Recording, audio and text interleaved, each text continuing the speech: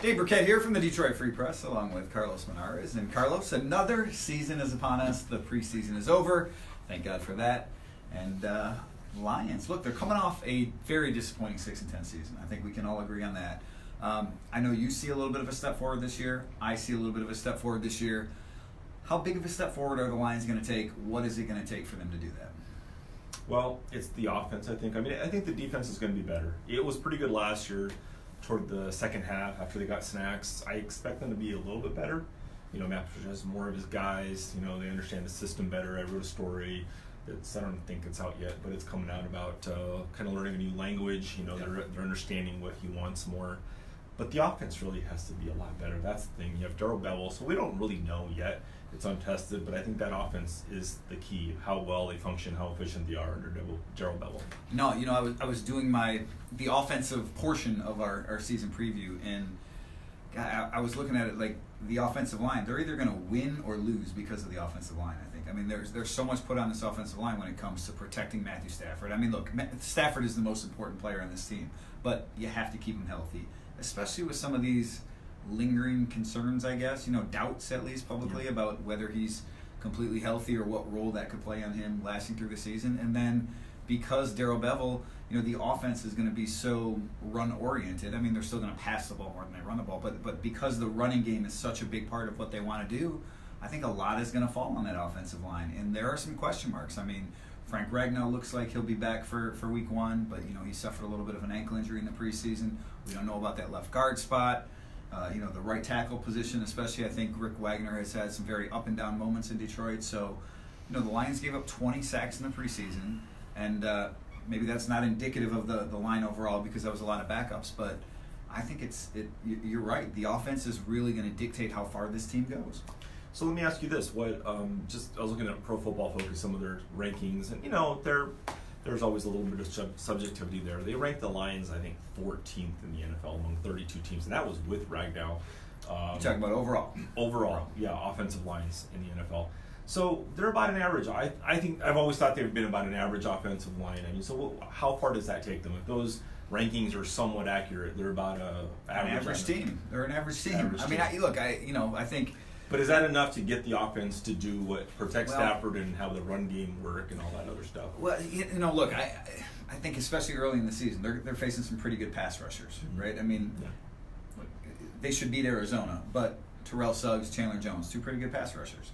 Week 2, San Diego, you got two pretty good pass rushers there too, Joey Bosa, Melvin Ingram. You know, week 3, it's sort of the same thing. Chris Jones, interior rusher.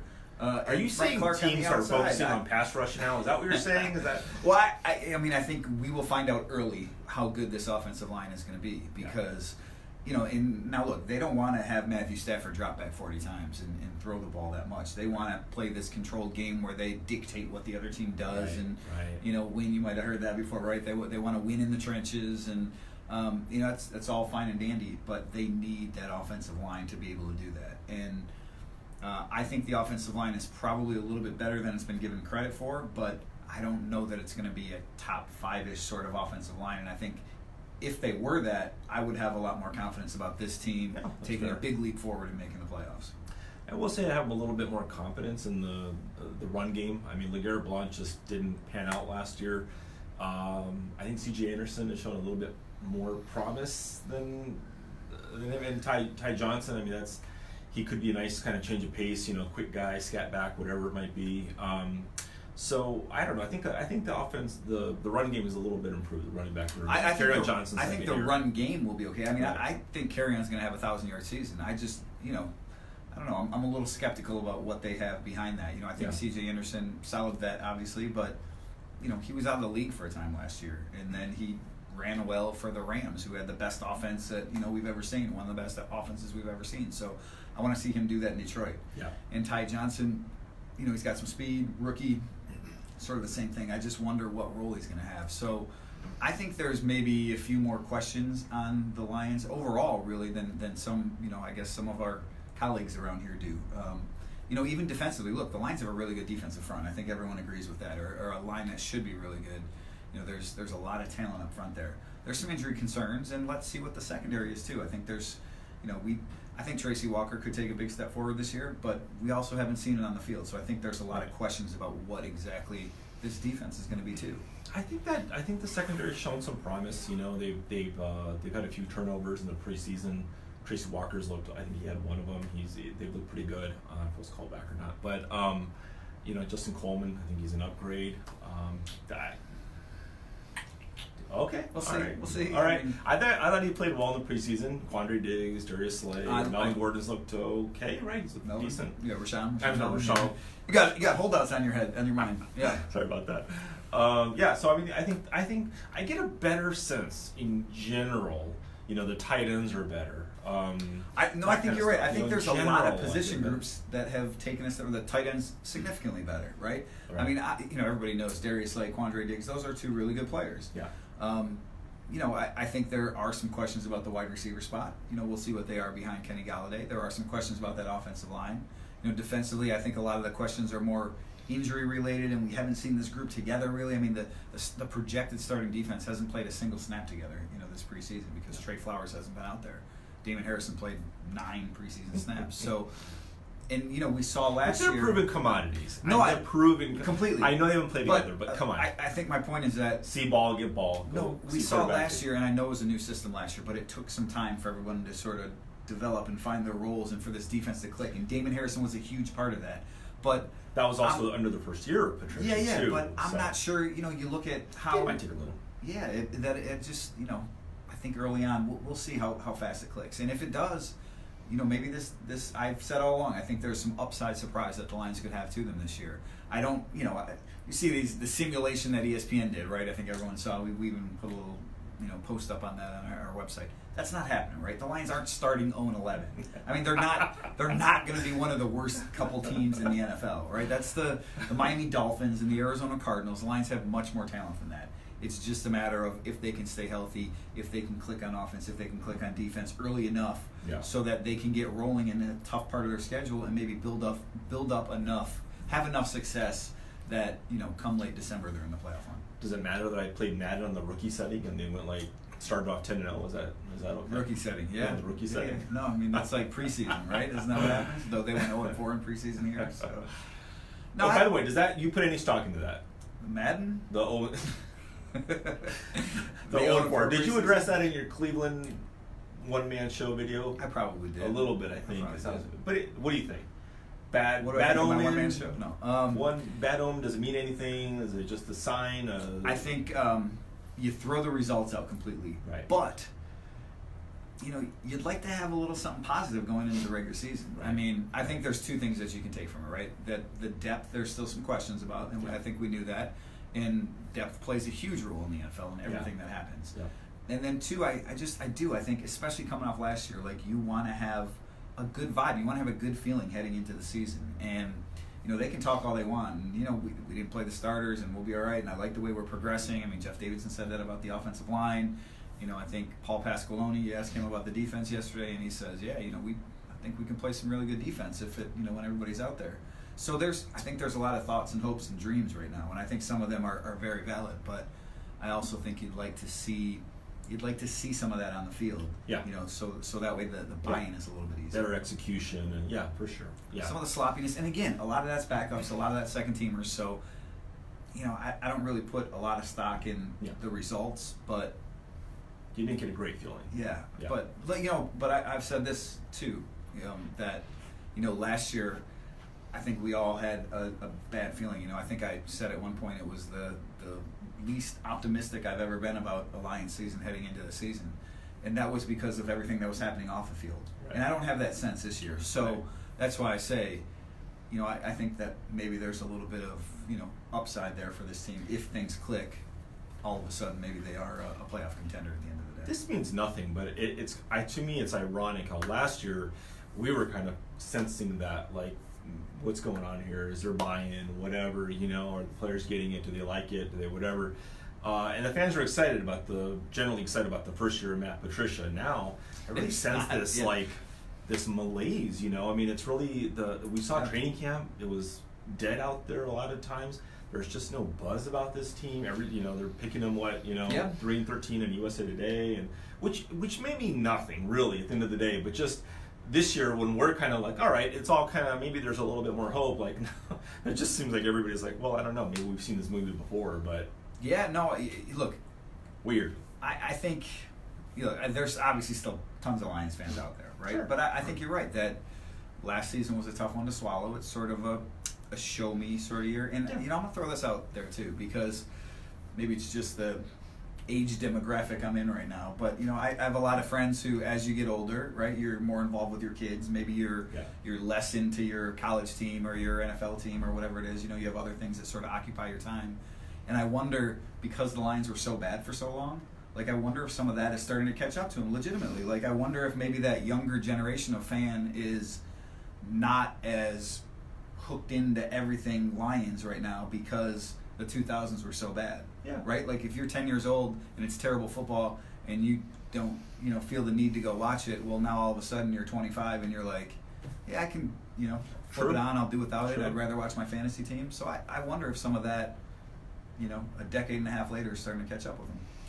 When I get to my 30s, I'll let you know. I don't know. But what that feels like, legitimately, a lot of my friends, I still have Lions. You have friends? Yes, one or two. But people who like the Lions, but some of those people, as you get older, maybe you start to fall off because you occupy your time with other things. And so the younger generation, that's the one that comes up to replace them. And I don't know. I think it's not quite as. I think you're spot on about that there's not that much because there hasn't been too much, to look forward to the last decade and a half or whatever.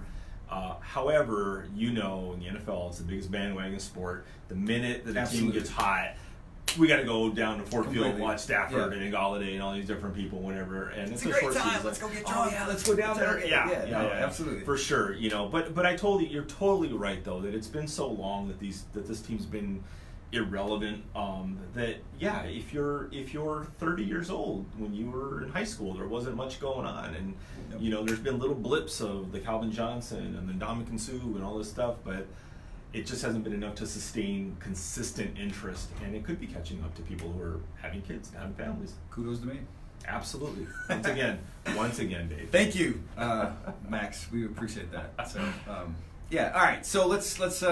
This is our season preview video, right? We both, as I said, sort of expect the Lions to take a step forward this year, but let's put it out there record-wise. How big of a step? Again, they went 6-10 last year. Yeah. Terrible start to the season. Just things never really got rolling.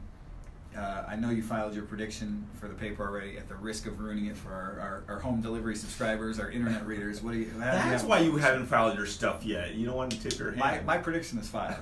Just my offensive and defensive scouting reports. Okay, all right, coming soon. I'm saying 8-8, and it's just copycat. Oh no! Oh my God! This is the first time I've done 8-8 in a long time. And I'll tell you one thing, it was a little hard to find those 8 wins. I don't think the schedule doesn't line up great for them. Maybe at the end of the season it softens up a little bit, middle and little in the end of the season, but it's a tough start. I don't sense this team. I mean, I think the defense is the one thing that they can pin their hopes on being potentially elite and guiding them and leading the way. That's the one thing I can kind of see that maybe they'll hang their head on that. Maybe that'll, enough turnovers and this and that, and they'll score here and there, help the offense. But the offense, I don't know. We don't know about that offense. The whole thing with Stafford is a question mark. The receivers, the run game is unproven still. It has potential, but hasn't, proven. So I just don't know. That offense, you got to score points in the NFL. You have to score points.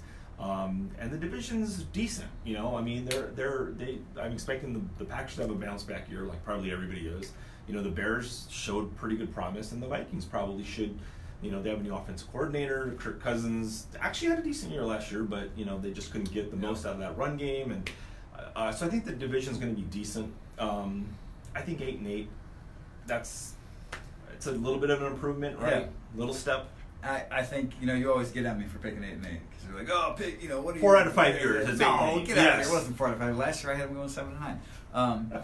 But no, I that's just what it comes to when you sort of go down the schedule and you're like, all right, win, loss, maybe they win this game, and that's what I came to. I came to 8 wins, and I'm kind of with you. I mean, there's certainly a few toss-up games, right? I mean, I think I had them beating the Chargers. I know that shocked you, but I think they had the potential to pull one or two of those sort of wins out of their back pocket like that. But I also could see them, like Denver's not going to be a very good team, but I picked them to go out to Denver and lose at the end of the year. It's just one of those things where, again, you're facing a good pass rush and on the road in cold weather and hard to win in Denver. Yeah, it's so. Matt Prater's not going to let it happen.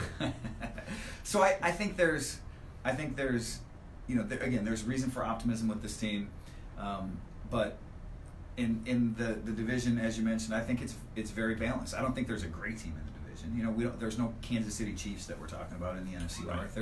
There's not a team like that. That I think the Eagles are going to be a really good team.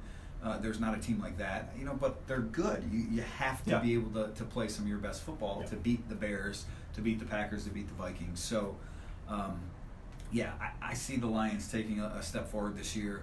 I think, you can sort of, you can see where Matt Patricia and Bob Quinn have this thing going, and maybe they get this thing on the track, and it's just a matter of how fast they can get it going, and can they get down, can they make it through the tunnel before the tunnel closes. And I think they get a couple more wins this year and get to 8.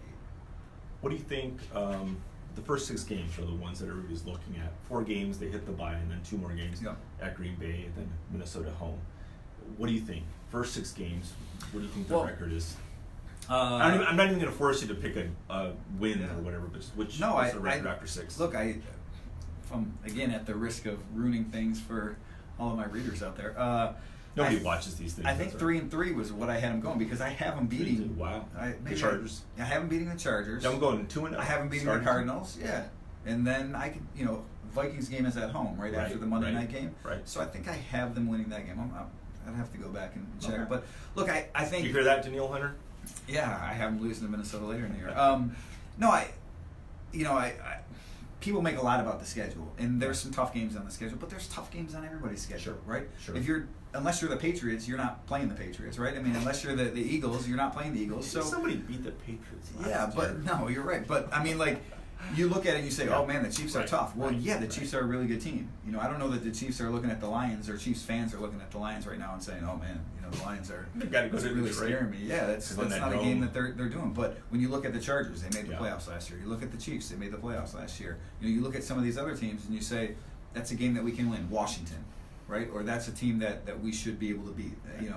So I think there's. And they're not going to go. Washington's not going to go 0-16. Yeah, so you have as many of those sort of games that you should just win as those that you look at it and you say an automatic loss. And I just think the Lions are. That's a lot of what the NFL is. We've always said it, right? There's a couple really good teams. I throw the Chiefs and the Eagles in that group. There's a couple terrible teams. I would put the Bucs in that group. The Giants, 2 teams on the Lions schedule this year.